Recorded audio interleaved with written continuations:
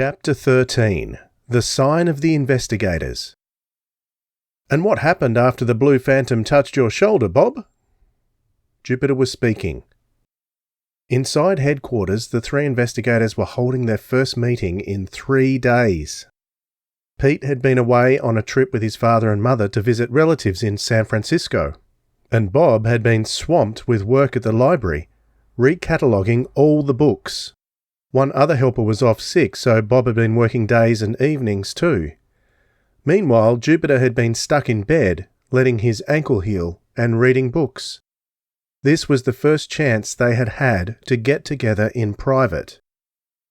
"Well?" Jupiter asked again. "What happened?" "You mean after I yelled?" Bob sounded reluctant to continue the conversation. "Precisely, after you yelled." "Why don't you ask Pete?" Bob said, ducking the question. "It happened to him too." "Very well. You tell me what happened, Pete." Pete looked sheepish, but obeyed. "I fell down," he said. Bob shouted so loudly when I grabbed his shoulder that I was startled and I fell on top of him. Then he started to struggle and yell. He kept yelling, "Let go of me, Phantom. You better go back inside where you belong if you know what's good for you." My arms were all bruised trying to hold him until I could make him understand it was me, coming back to see what had happened to him. "Bob has the heart of a lion despite his small stature," Jupiter said. "So you discovered he wasn't with you and turned back to find him. He heard you breathing hard and thought it was the Phantom when you bent down to touch him, correct?" Bob nodded. He had felt rather foolish there in the leaves when Pete and he finally got untangled. For a minute, he had really thought he was fighting the blue phantom. Jupiter pinched his lip together. He was looking satisfied about something. "And when you finally stopped fighting each other, you discovered something else," he said. "You discovered, did you not, that the feeling of extreme terror had disappeared?" Pete and Bob looked at each other. How had Jupe figured that out? They were saving it up to surprise him. "That's right," Pete said. "It had gone away." "So the sensation does not extend beyond the walls of Terra Castle," Jupiter said. "That is a very significant discovery." "It is?" Bob asked. "I'm positive of it," Jupiter said. "The photographs should be ready for examination now. Will you bring them from the dark room, Pete, while I shut the ventilator? Uncle Titus is creating quite a racket outside." He was quite right about his Uncle Titus. Mr. Jones had finally managed to assemble the pipe organ he had bought. While confined to bed, Jupiter had been reading a library book about pipe organs, and he had given his uncle a good deal of advice. Now Mr. Jones was testing the reassembled organ. He was playing "Asleep in the Deep," a favourite piece of Hans and Conrad's, and he was giving full power to all the deep bass notes, along with lots of quavery accompaniment to go with the main tune. The boys had the roof ventilator of headquarters open, so they were getting the full benefit of the playing. When Mr. Jones really dug down into the low notes, things inside headquarters positively rattled. Bob felt as if the music was trying to lift him right out of his chair. It seemed to make him quiver all over. By the time Jupiter had closed the ventilator, shutting out some of the din, Pete came back from the little dark room with the prints of the photos Bob had snapped in Terra Castle. They were damp, but could be studied. Jupiter examined them under a big reading glass. Then he passed them on to Bob and Pete.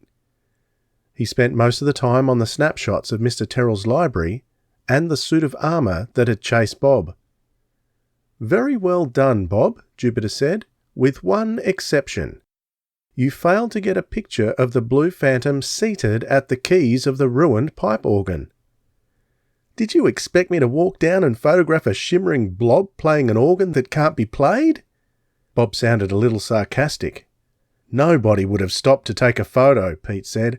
"There was too much extreme terror in the atmosphere. Even you wouldn't have done it, Jupe." "No, I suppose not," Jupiter agreed. "It is hard to act with composure when in the grip of fear. Still, such a picture would have done much to solve our problem." Pete and Bob waited. Jupiter had had 3 days in bed to think, And he must have done a lot of thinking he wasn't telling them about yet. You see, Jupe added, your adventure was very unusual in one respect. The Phantom of Terror Castle actually appeared to you before sundown. It was sundown inside, Pete told him. It was darker than a black cat in a coal mine. Nevertheless, the sun was still shining outside. No one else has reported any manifestations before night time. Well, let's see what the other pictures tell us. He picked up the one of the suit of armour. This armour, he said, it looks fairly shiny, not rusty. It wasn't very rusty, Bob told him, only in spots. And these books and pictures in Mr. Terrell's library, they don't look very dusty. They were a little dusty, Pete said, not smothered in it though. Jupiter took a long look at the skeleton in the mummy case. This skeleton, a most unusual legacy. At that moment, the whole trailer that contained headquarters seemed to shiver.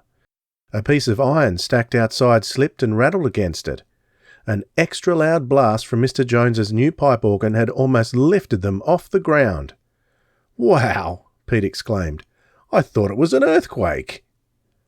"Uncle Titus doesn't know his own strength when it comes to playing a pipe organ," Jupiter commented. "If he's going to keep on like that, we might as well break up this meeting. But before we do, here's something for you." He handed each of them a long piece of chalk. It was like the chalk they used in school, except that Pete's piece was blue and Bob's was green. "What's this for?" Pete asked. "For marking trails with the signature of the 3 investigators." Jupiter took some white chalk and drew a big question mark on the wall. "That means," he said, "that one of the 3 investigators has been here. The white colour tells that it was the first investigator. A blue question mark would mean Pete, the second investigator, and a green one would mean you, Bob. If I had thought of this sooner, you wouldn't have got lost in Terror Castle. You could have marked your trail with question marks and followed them back." "Gleeps, you're right," Pete said. "Observe the simplicity of it," Jupiter told them. "The question mark is one of the commonest signs. If someone sees a question mark chalked on a wall or a doorway, he thinks some child has been playing and forgets it. To us, the question mark will convey an entire message. We can use it to mark a trail, indicate a hiding place, or identify the home of a suspect. From now on, never be without your special chalk."